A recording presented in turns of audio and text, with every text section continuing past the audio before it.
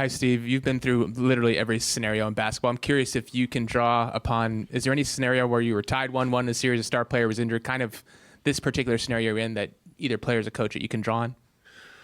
I think you draw on everything, there's every year is different, but there's always injuries. There's always circumstances, suspensions, the other team's missing guys. I mean, you're right. I mean, we have seen everything here, over the last decade. And so you draw on that and you just think about the current circumstances and your current roster and you figure out a plan. And that's what we're doing today.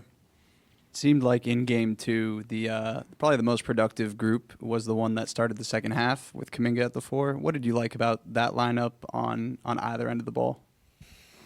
Well, transition was good. JK got out ahead of the play a couple times, and that was good. I thought we made a good push there, at both ends, and we made a good run, and then kind of lost our focus after that run. I think we cut it to 7 and turned it over a couple times and missed a switch. They got open for a 3, so. But that was a good run, and we obviously looked at that, and then we looked at the first game when Steph went down and some of the combinations we had out there that were successful in that game as well. And so those things all inform us what we can do tonight.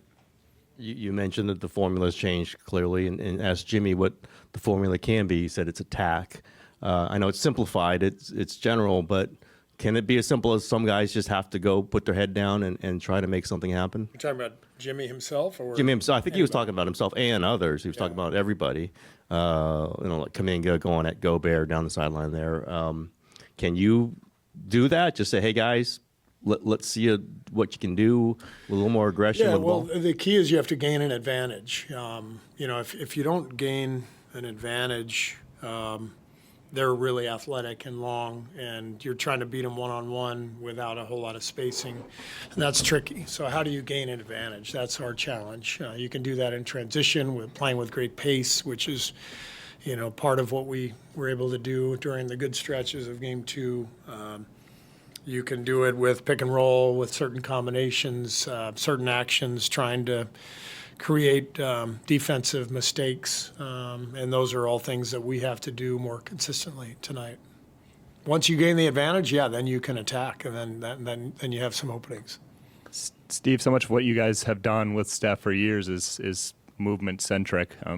How closely can you mimic any of that without him when he is the ultimate driver of it? And is it one of those things where you have to kind of just change your philosophy offensively? Well, it's you can't suddenly install a new offense in one day. I know that, but we obviously will lean into Jimmy and play through him. We're still going to run similar actions, but Steph is one of one, and a lot of the stuff that he creates is not replicable because we don't call a ton of plays. We run pick and roll with Steph. He comes off, gives it up, and starts flying around. There's no call for that, It's a concept more than anything. And so it's not really about play calls. It's about playing with pace and energy, playing through Jimmy, having the correct spacing, and then getting stops. We have to win this game with our defense. Wolves have a great defense.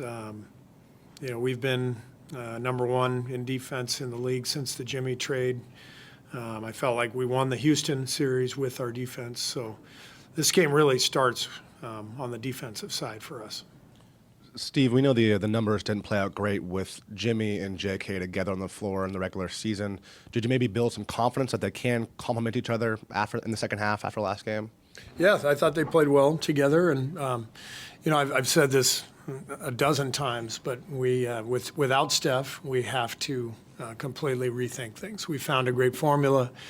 When JK was injured, and Jimmy arrived, and we started winning. We put ourselves in this position. But now without Steph, I don't care about any of that stuff. So we will absolutely have those guys out there together, and we've spent a lot of time the last couple of days really thinking about the 5-man combinations for the full 48 minutes. And, you map stuff out, but sometimes you have to change on the fly. You can't really. I don't know that we've ever followed exactly our rotation strategy, but we do have some ideas, and those guys will play together.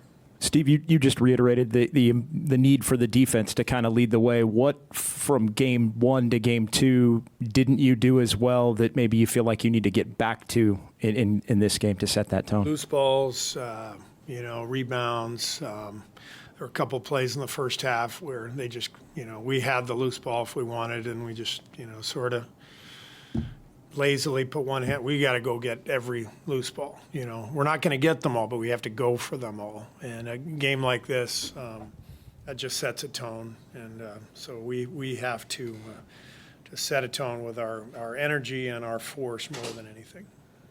Steve, Draymond not only got the tech, but there was obviously an ugly incident with the fans in the arena, and he seemed pretty emotional after the game. And I'm just wondering, do you need to talk to him before this game, talk to him about turning the page, or you have a lot of experience with Draymond. Will he just handle that on his own? We talked about it yesterday, and he's in good spirits. The fact that the Timberwolves handled it so well, security, I think all was really meaningful. And we talked about it yesterday, and he's ready to go tonight. Steve, is there over here? Is there a shelf life on zone defense during the course of a game? Can it be effective for any more than, like, say, 10 or 15 possessions, do you think? Rarely. I think it's a changeup rather than a fastball. It's just although watching Cleveland yesterday, they must have run 20 possessions of zone and had a lot of success. So there are exceptions. There are games where I would say the Houston game 7, we probably played 20 possessions of zone or so. So there are exceptions, but generally it's more change the rhythm, change the pace a little bit, and it's probably not more than 10 possessions, but if it's working, you stay with it.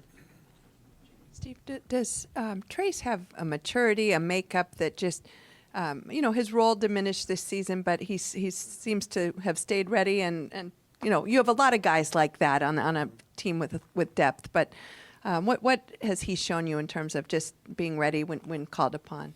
He's very, very mature, very practical. When you talk to him about his role, he's always very understanding.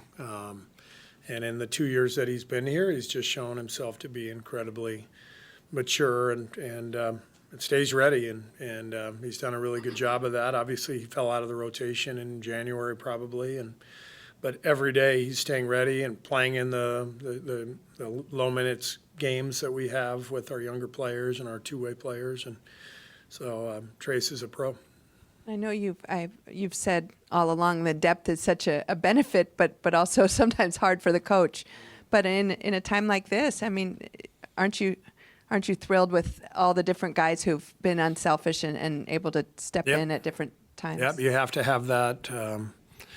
And we've had a lot of guys who've done a great job of staying ready. Buddy's a great example. He was out of the lineup, in terms of being a starter, and then obviously put him in the starting lineup, and the way he stayed prepared and the games he had, Game 7, Houston, Game 1 of this series, Buddy's been great. So we're lucky to have the professional players that we do. Steve, is it an added wrinkle as you try to find offense without Steph, knowing that this round specifically, any isolation you play is kind of playing into the teeth of what they do best defensively?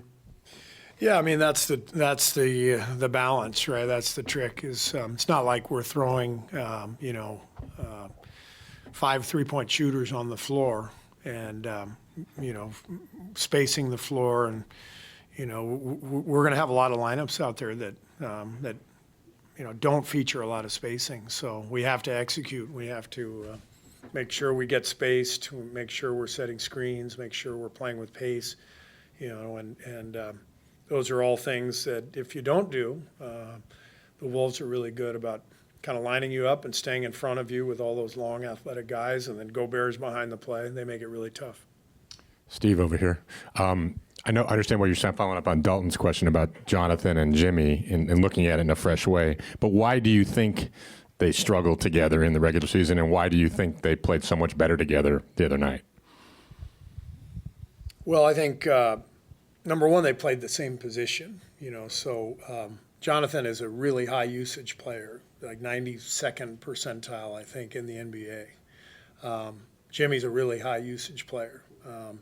Steph actually isn't, because he gives up the ball and flies off of it so much, but it was really about the formula that we found after we got Jimmy with JK out.